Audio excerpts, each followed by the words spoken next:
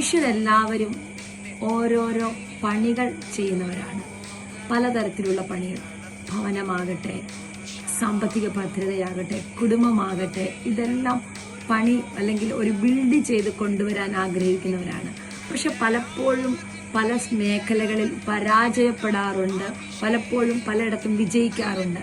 എന്നാൽ ഈ വചനത്തിനകത്ത് നമ്മൾ ചിന്തിക്കുമ്പോൾ ഈ വചനം നമ്മളോട് പറയുന്ന ഒരു കാര്യം, ഏത് പണിയാണെങ്കിലും നമ്മൾ ആരംഭിക്കുമ്പോൾ യഹോവയുടെ ഹിതത്തിനനുസരിച്ച്, യഹോവയുടെ ഇഷ്ടത്തിനനുസരിച്ച്, ദൈവഹിതപ്രകാരം പണികൾ ആരംഭിക്കുകയാണെങ്കിൽ പരാജയപ്പെട്ടു പോകത്തില്ല.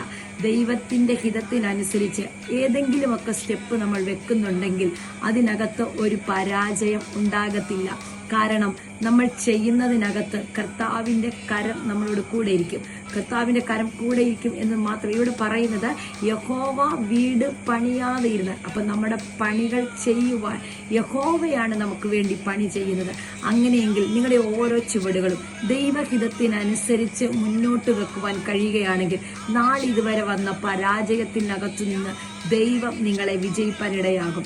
ഏതെങ്കിലും പരാജയപ്പെട്ട വ്യക്തിയാണോ നിങ്ങൾ? എവിടെയെങ്കിലും തകർന്നുപോയ വ്യക്തിയാണോ? എന്തെങ്കിലുമൊക്കെ ആരംഭിച്ചിട്ട് അത് പൂർത്തീകരിക്കുവാൻ കഴിയാതെ പാതി വഴിയിൽപ്പെട്ട് പരാജയപ്പെട്ടു പോയിട്ടുണ്ടെങ്കിൽ ഇന്ന് ഈ ദൂതിനകത്ത് നിന്നുകൊണ്ട് ഞാൻ നിങ്ങളോട് പറയും, ഒന്ന് തിരിച്ച് ചിന്തിക്കാൻ കഴിയുമോ? കർത്താവേ, എൻ്റെ ഈ മുന്നോട്ടുള്ള യാത്രയിൽ ഞാൻ ആരംഭിക്കുന്ന ഈ പ്രവൃത്തിയിൽ അത് അങ്ങ് എൻ്റെ കൂടെ വേണമെന്ന് ഒന്ന് നിങ്ങളുടെ പ്രാർത്ഥനാ മുറിയിലിരുന്ന് ഒന്ന് പ്രാർത്ഥിച്ച് ഈ ദൂതിന് ആമേൻ പറഞ്ഞൊന്ന് പ്രാർത്ഥിക്കാൻ കഴിയുമെങ്കിൽ ദൈവമക്കളെ, ഇനിയുള്ള ദിവസങ്ങൾ നിങ്ങൾ മനോഹരമായി ചിലത് പൂർത്തീകരിക്കാൻ കഴിയും. കാരണം വചനത്തിനകത്ത് മറ്റൊരു ഭാഗത്ത് എഴുതി വച്ചിരിക്കുകയാണ്, എന്നെ പിരിഞ്ഞ് നിങ്ങൾക്ക് ഒന്നും ചെയ്യുവാൻ കഴിയത്തില്ല.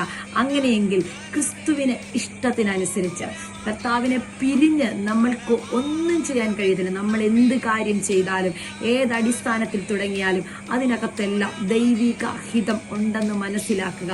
അത് കുടുംബമാകട്ടെ, നമ്മുടെ സഭയാകട്ടെ, ഒരു ദേശത്തിൻ്റെ ആകട്ടെ, അല്ലെ ഏത് പണി നമ്മൾ ആരംഭിച്ചാലും അതിന് മുന്നോടിയായി ദൈവഹിതമുണ്ടോ, അതിനകത്ത് ദൈവഹിതമുണ്ടോ എന്ന് തിരിച്ചറിഞ്ഞ്, ദൈവഹിതപ്രകാരമാണോ ഈ സ്റ്റെപ്പുകൾ വെക്കുന്നു എന്ന് തിരിച്ചറിഞ്ഞ് നിങ്ങൾ പണികൾ ആരംഭിച്ചാൽ, കർത്താവിനോട് പറ്റിച്ചേർന്ന് നിങ്ങൾ പണികൾ ആരംഭിച്ചാൽ പരാജയത്തെ വിജയമാക്കി തീർക്കുവാൻ നമ്മുടെ കർത്താവിന് കഴിയും. ഇന്ന് ഈ ദൂത് കേട്ടിരിക്കുന്ന ആരെങ്കിലും പരാജിതനെന്ന് പറയുന്നുണ്ടെങ്കിൽ ഇന്ന് ഈ ദൂതിനെ സ്വീകരിച്ച് ആമേൻ പറഞ്ഞ് ഒന്നുകൂടെ നിങ്ങളുടെ പ്രാർത്ഥനാ ജീവിതത്തിൽ, നിങ്ങളുടെ ക്രിസ്തീയ ജീവിതത്തിൽ ദൈവിക പദ്ധതികൾ, പ്ലാനുകളെയും തിരിച്ചറിഞ്ഞ് മുന്നോട്ട് സ്റ്റെപ്പ് വെച്ചാൽ വലിയൊരു വിജയത്തിലേക്ക് കർത്താവ് നിങ്ങളെ കൊണ്ടുപോകും. അതിനും പറയുന്നത്, എന്നെ പിരിഞ്ഞ് നിങ്ങൾക്ക് ഒന്നും ചെയ്യാൻ കഴിയത്തില്ല. അങ്ങനെയെങ്കിൽ കർത്താവിനോട് ചേർന്ന് നിന്ന്, കർത്താവുമായി ചേർന്ന് നിന്ന് നമ്മുടെ ജീവിതത്തിലെ പണികൾക്ക് അതിനകത്തേക്ക് കർത്താവിനെ വിട്ടുകൊടുത്തുകൊണ്ട് പണിയുവാൻ ദൈവം നിങ്ങളെ സഹായിക്കട്ടെ. ആമേൻ. God bless U.